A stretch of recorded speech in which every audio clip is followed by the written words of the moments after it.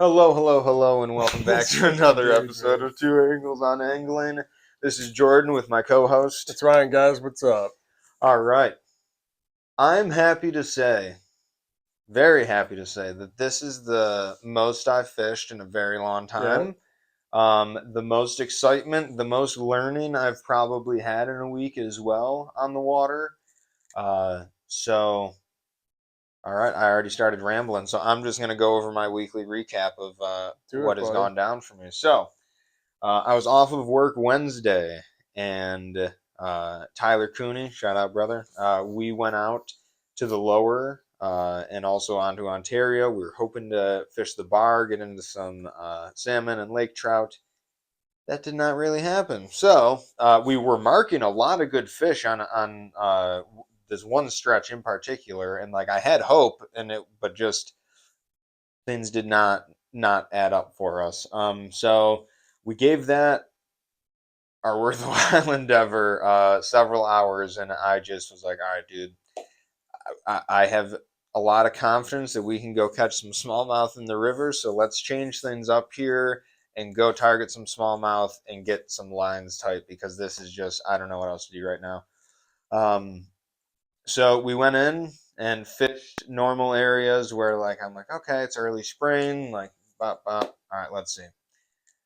I caught one. I believe it was on the first. Yeah, it had to have been on the first drift. Tiny smallmouth, but still fun nonetheless. On a 1 ounce JDO football head with a swim bait on the back.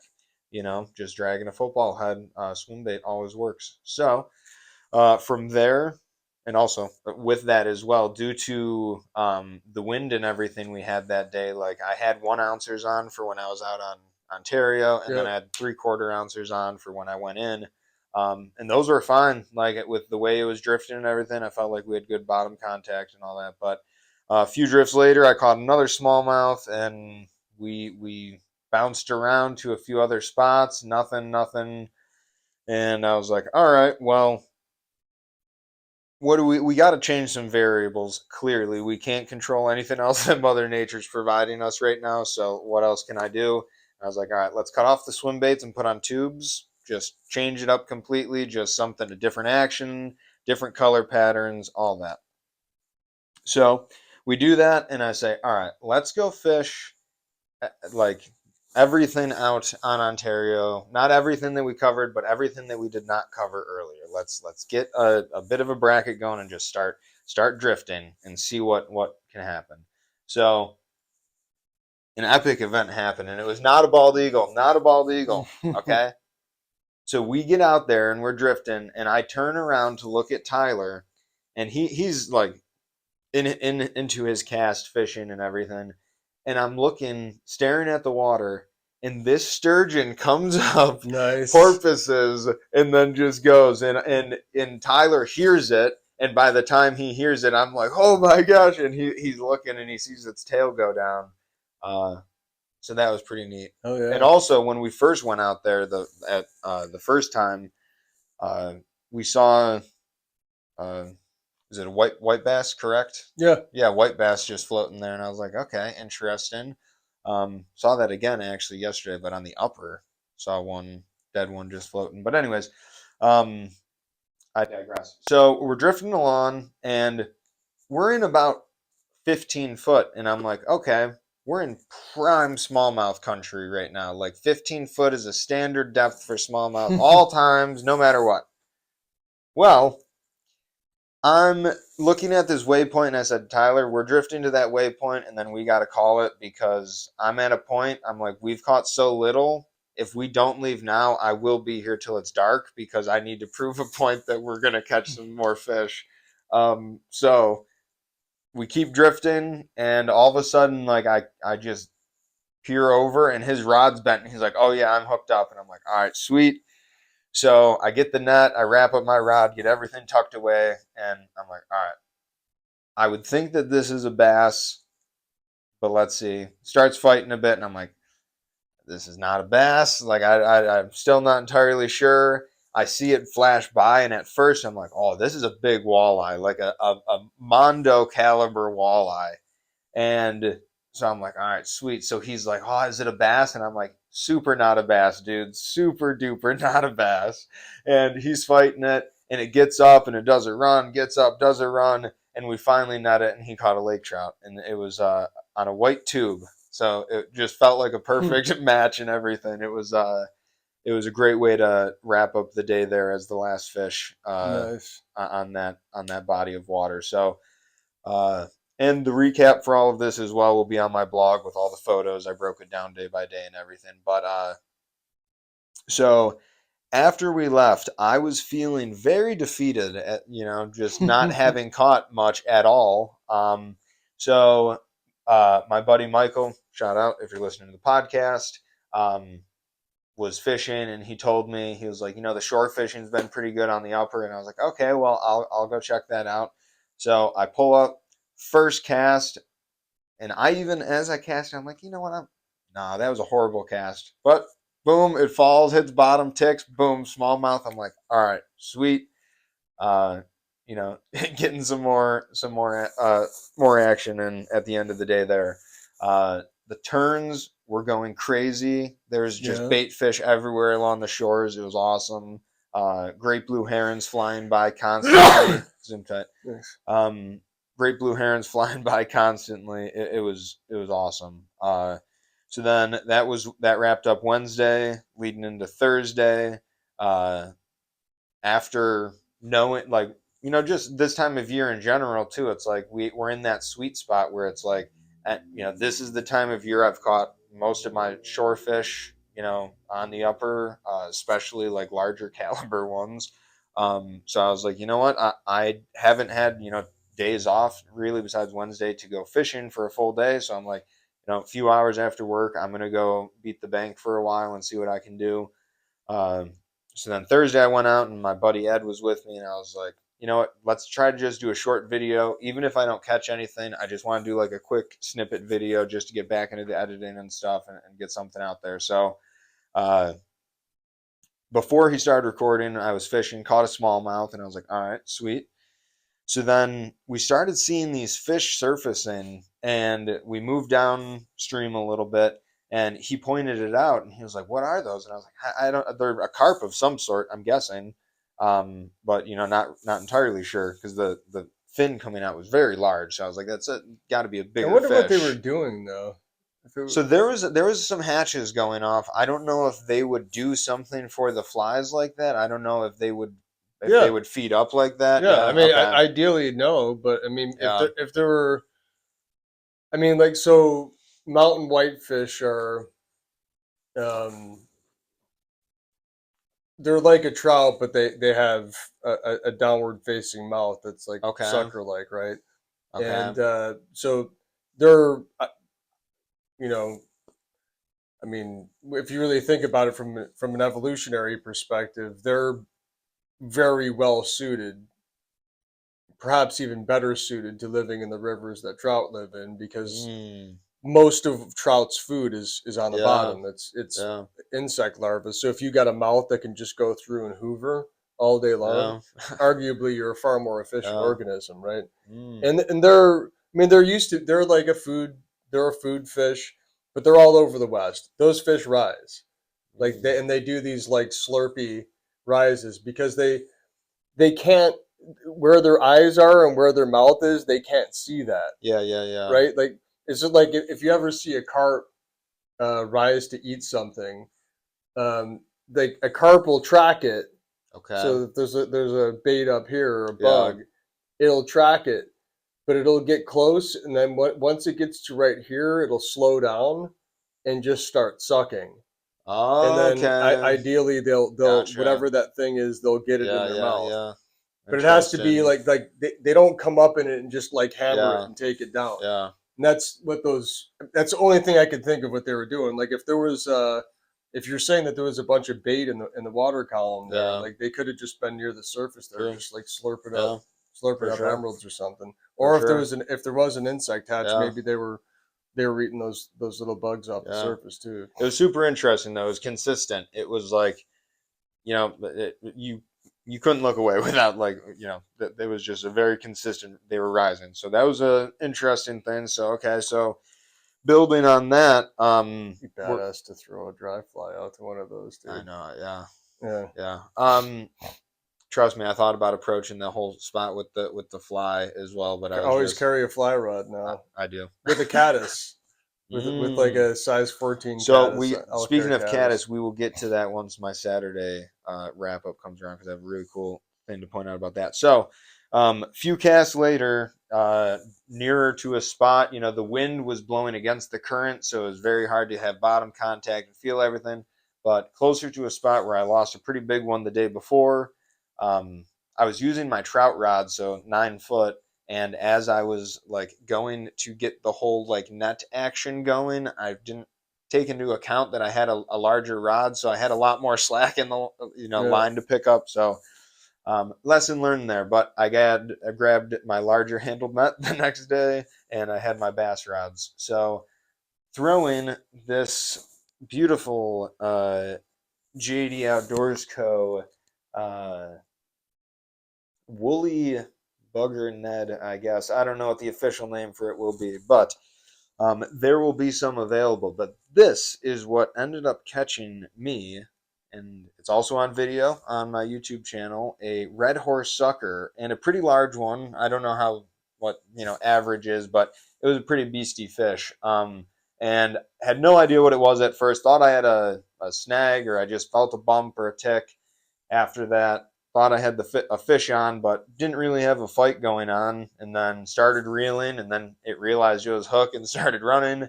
Got it up, and yeah, you can watch the video for the rest of basically what happens there. It's all on So think film, but about that for a second, though, dude. So that thing right there is, imagine that cruising around the bottom. The only thing that it could really be imitating is like a sculpin.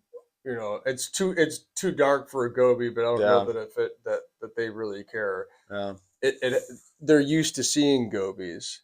So a fish like that fish, which a red horse sucker, which most people wouldn't think of as being a predator, yeah, is absolutely predatory. It's chasing down small bait fish to suck them. Like yeah, that's the only way that happened. yeah. I've caught them on crayfish before too. Mm, I've caught them on minnows as well, like on emerald yeah, shiners. Um, so they're definitely predators. yeah, I think it's cool too, and then it was beastly. I mean, it was yeah, a stout fish. Like yeah, to be and able to catch those things a few times over would be super yes, badass, for especially sure. if because like that emergent that where you saw them feeding on the surface before. I've seen those them do it, but I've seen Rudd do it during the caddis Mm. emergence. Like Yeah, I've that's a been cool fishing in fish too. places like on super calm evenings where like Yeah. when the caddis start popping and like all of a sudden like a school of Rudd will just be there and they'll just be Yeah. and like for that one time only like I just want and I never remember to do it. Yeah. I say this to myself every year. I just want to put 2 5 weights in my boat with like a size 14 caddis on it, and so when that situation Yeah. pops up, you can That'd be you can dope. just do it because it's Um, super rare to be able to yeah, do something like that on for on sure. the Upper Niagara. Yeah, that's the cool thing too, man. We have like the fleeting windows, yet again, like being in where we are, Western New York, like we have the full 4 seasons, and we have all these Right. fleeting windows you gotta take advantage of when you can. So I took advantage of the short fishing window. So then Friday, so that wrapped up Thursday. Friday, I was all day long itching at work to leave. It was beautiful outside. I could not wait to get out. And as soon as I was like, all right, I can leave half hour early, I'm like, I'm going fishing, no doubt. So I got there and had extremely high expectations because I was like, the wind's in a good direction. It should be better. The water cleared up a lot. So few variables. I did end up catching two. One was a decent one, um, all on the Ned rig. So everything else besides the red horse came on a Ned rig, not the woolly bugger Ned. But uh, it was fun, bending a rod again for the third day in a row. So I was like, all right, now I'm getting on a little bit of a stretch here. I can dig this. And then yesterday. So we're recording on Sunday about regular time, 4 o'clock, something like that. And yesterday I fished the upper river with my dad. So first time we've been out on the upper this year. So got to bounce around a lot and figure out what's going on. And we went through some zones that we thought were going to be pretty productive, but with the wind we were having, it was just making feeling bottom difficult. It was making drifting difficult. So we kept bouncing along, literally and figuratively.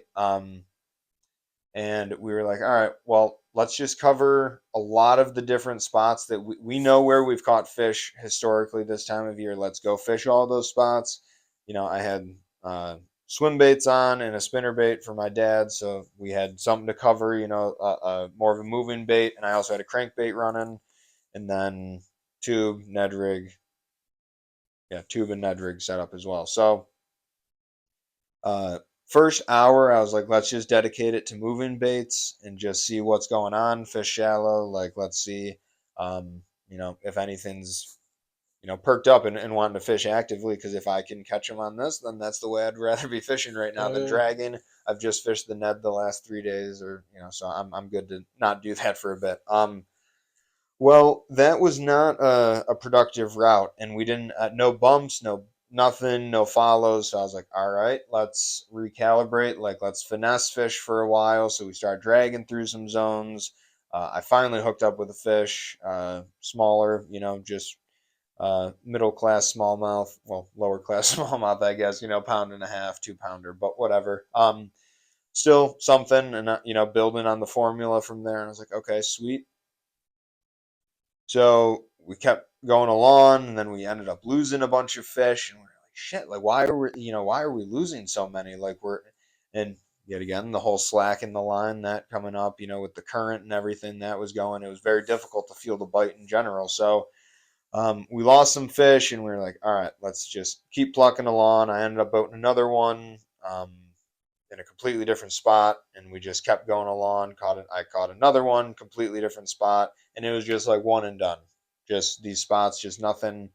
Nothing was happening enough to make me even want to drift them again. Just the graph wasn't showing much.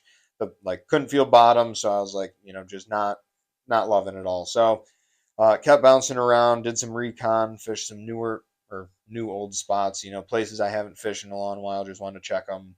Um, Nothing was produced there. But in fishing one of these spots, I did see two red-tailed hawks in a nest, which was amazing. Never seen them in a nest before. That was the first time, so that was a super awesome uh, experience to have as well to see that. So I was like, all right, at least the fishing's not amazing, but this is pretty cool. All right, we'll take it. We keep bouncing along, and my dad and I at this point we're going back and forth, and we're like, all right, what's going on? Like we're fishing in good zones. I feel like, we've had some bites. We're clearly like the Ned rig, the tube. Like we're not doing anything wrong here. Fishing finesse, like this should always catch fish. And so we just kept kind of, bouncing around, and we're like, all right, we've covered, a pretty good swath of the river right now. And I'm like, I think my dad was like, well, I think the wind died down. I really think we need to go back up where we started. And I was like, I don't know, man. Like, because if it's big up there, like, I don't want to be on the trolling motor the whole time. Like, I would rather just drift these zones and see if we can get something with like a little more ease. And he was like, all right. So we tried them, and they were all bust. So we left, went back up, and found a little chunk that produced some fish. My dad ended up catching a fish, ended up catching three, and I caught one more, and or maybe a few more. I don't know. We ended up with 10 total, regardless, and definitely salvaged the day. Um, and I was like, damn, I'm catching some fish. That's cool, but I'm like I need this is my dad's first outing. Like, there's no way he can walk away getting skunked right now. So ended up saving the day. He caught the bigger fish of the day as well. So um, awesome way to wrap up the fishing endeavors. Oh yes, the caddis. What I wanted to bring up as well. So we were fishing through this one zone, and I thought a bite, and then I was like, huh, something's heavy. So I reel it in, and I'm gunning or running it in, and I'm like, oh, I got a zebra mussel. So I pop it up in my hand, and I'm like, oh, there's the casings, the caddis casings on there. So I'm like, oh, I wonder if anyone's home. So I look in, and they're like trying to crawl out. So I was like, Yeah. oh wow, this is awesome. I've never seen this. I've never seen this. So I'm looking at it, and I'm like when I was tying the caddis flies, I'm like, that olive color is the exact color of these. That's like super cool. I'm like, all right, because when I was tying them, I had no idea. I've never seen photos of the process of them, anything. Yeah. So um, I was like, okay. So I was like, well, I'm gonna keep them around for a little while and see like how long this. Yeah, I had no idea that it would like. So an hour goes by. I'm like, oh wow, they're only like that much out. I'm like, all right, I'm gonna just plop them back in, leave them be. Hopefully they. Yeah. I mean, they live in those husks until that's like their shell. Yeah. Okay. So when they first hatch, and there's all kinds of caddis that live in all kinds of substrate. But what all of them do is when they first emerge, they start building a shell, using whatever glands they have in them. But they build a shell, and they like I've seen them in build husks that are like this long, No doubt. um, and they'll all out of like leaves, like just leaves Wow. on the bottom Yeah. of a pond. I've seen them Huh. done out of like pebbles, like really fine granules of sand. Just depends on where they live. So that they live inside those things until they Wow. hatch, and then they blow an air bubble.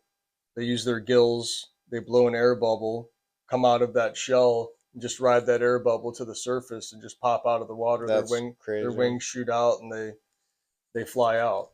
That's crazy. It was Yeah, super cool. It was super yeah. cool. That was another good wrap up to the day there. No bald eagle sightings. This last, I'm really thinking no bald eagle sightings Well, you this fish last around week. Grand Island. You're if you go like for sure a bald eagle's nest on I Strawberry saw the Island. nest. Yeah, Yeah, you didn't see the birds I though. didn't see the Yeah, birds though. I saw the I nest. saw three today. Oh yeah, oh Yeah, yeah, that's awesome. Yeah. So that's pretty much my recap of the week. I'm a little upset that I'm not going to be able to get on a stretch this upcoming few days. But after that, I'll be getting back out on the water, and I got some good trips coming up as well. So, going to make it happen and get back out there, get more sun, and bend some rods. yeah. Well, I'm glad you got out, man. Yeah, it was much needed. Yeah, I'm on. I think this is day 21 straight, Solid. and it's not stopping because the weather this upcoming week looks amazing. So, oh, I know. I'm taking Thursday off because it's our 19th wedding anniversary. But that's it. And I'm going straight through. And the weather looks awesome this upcoming week. Maybe windy towards the end of the week, but pretty much every day will be fishable. That's awesome. I did two salmon outings this week, and just for reference, like I'm not an authority on Lake Ontario. Like if there's fish around, I can run a spread and catch them. Um, but I'm not a dude who can stay out there and grind the whole time and wait for something to happen. So from what I understand, this is what I saw kind of happen. But talking to guys who do this, that's like their main thing is trolling Lake Ontario, like Matt Yablonsky, Wet Net Charters. We had a lot of east and northeast winds this last week. It was northeast today. It was west yesterday. It was northeast on Friday. It was like east on Thursday. We had like lots of easts and north variant winds this past week. Um, some cold days, like there was frost out a couple of the Yeah. days this past week. So water temperature didn't change at all. If anything, it got colder. So with those east winds, there was a lot of huge wave days on Lake Ontario, and a lot of really cold water got pushed in front of the Niagara. Now, what I can tell you for sure is that the salmon, the easiest way to pattern salmon is to find river water, which is will have a different color, and because that's generally warmer, it's got a different nutrient profile, and it'll attract Mm, bait fish. So if you can find river water and stay in it, you can catch fish. This is strictly a springtime phenomenon. Um, so the problem is when you have all these huge east winds, everything gets super cold and the river water gets mixed up and the fish get spread out all over the place. The one thing that I noticed, so it gets very difficult to catch them. And so all this past week, you know, kings were caught, but few and far between, mostly mm, cohos by guys. Like I went out there a couple times and spent like 2 hours and had a couple dropped fish, a couple short strikes, like riggers get triggered, board gets smashed, or but like zero fish landed. Some mm, action, but zero fish landed in 2 hours. And I'm like, "Yeah, I'm not doing this anymore. yeah. Like, let's go in and fish bass." The first time I did that, that was the day that you were out there, and I saw you, and Okay. we caught solid numbers of them, like not even really solid numbers. Like we had a run in a little spot, but we caught like two fish that were over 5 pounds, like five Solid. and a half pounds. Um, and then yeah, so basically, what I'll just in general, I fished Erie once, big northeast that day too. That was Wednesday, or no, that was Thursday. Um, that was really big out there. Took water over the bow a couple times. We caught fish out there, like not crazy numbers and disappointing sizes. Like I just was only to find able to find these small pods of males. Like I could not find females for a while, Mm, and but then we went in the harbor and just caught the hell out of them. So like there's a lot of fish in the harbor right now. That's not a secret to anybody. Um, that was my only Erie touch. I've spent a lot of days I spent 3 days this past week on the Upper Niagara. Numbers are fantastic. There's bigger sizes of fish starting to show up more, like, or the fish are growing, like they're definitely putting on weight. Like you noticed, emeralds are starting to mm-hmm. appear. I caught a couple fish today, or my clients caught a couple fish today that threw up smelt. So there's smelt starting to move through the upper as well, which that really boosts their calorie load when Yeah. they start eating those. So what does a smelt look like? Because I have a photo. I found like this bait fish, like a bunch of them actually dead yesterday, about yay long, and had a really like a That's an deep alewife. belly. Okay. Yeah, those are the alewives that died on Lake Erie during the freeze this past winter. And like so, they're uh, they're a whole other story. Like Gotcha. they're not invasive, but they're quasi invasive. Like alewives used to run up the St. Lawrence. They're an anadromous bait fish that lives out in the Atlantic. They're pelagic, really. They're all over Huh. the planet, but they live out in the open ocean, follow the currents that they want to follow, and they return back to the rivers that they were born in, just like all anadromous fish. Hmm. And they spawn. They would do this into Lake Ontario, and then they would leave. But then we built dams on the St. Lawrence, and then we built the Welland Canal, and that locked a bunch in and created a gateway to the other four Great Lakes. So they spread. That's the reason. That's one of the Wow. reasons why we have king salmon. But the thing about why king salmon were introduced, that's a Yeah. whole other story. If Yeah. you want to know more about this, watch The Fish Thief on Prime if you get it. Great documentary. But those alewives are not. They don't tolerate cold water very well. They're not used to it. Like they're used to living in the ocean where they can go where they Yeah. want, and follow the right temperature that they want to follow. Mm, But when things get they can tolerate it pretty well, but when things get super cold and you get a big freeze like we just had on Lake Erie, a lot of them will die. mm-hmm. Like, but like when I was a kid, that used to happen all the time. Like almost every year, we'd have big ice years every year when I was a kid that I can remember, and you would have these huge alewife flows that would go down the Upper Mm, Niagara. Um, it's just a totally natural thing because yeah. nothing really nothing in Lake Erie really chows down on I was alewives. gonna say, yeah, like what's Um, eating those the usually? Lakers will eat them Yeah. sometimes. Like I've I've killed Lakers on Ontario, and like they've had some alewives in their stomachs, but they're supposedly high in like thiamine, which is an amino acid that if in too high a doses it sterilizes the males. So supposedly it's not good for them to eat them. Whoa. But they like alewives don't only during certain times a year do alewives hug the bottom. And I just don't know how often lake trout eat them. Like lake Yeah. trout mostly eat gobies. Like that's their huge forage base for them is gobies. They just hoover those things up all day. Their stomachs will be full of them if you ever harvest one and cut them open. Like that's you'll see like that's what they're eating. Um, but anyway, that's those are the bait fish that you saw. Smelt is like 4 or 5 inches. Okay. They're more of a needle shaped fish, like a long and narrower looking fish. A trout like profile, if anything, but like kind of narrow like that. But they're an awesome bait. They're delicious too. If, that's a whole thing that people used to dip for smelt in the lower Niagara and do big smelt. There's a smelt fest down there in Lewiston.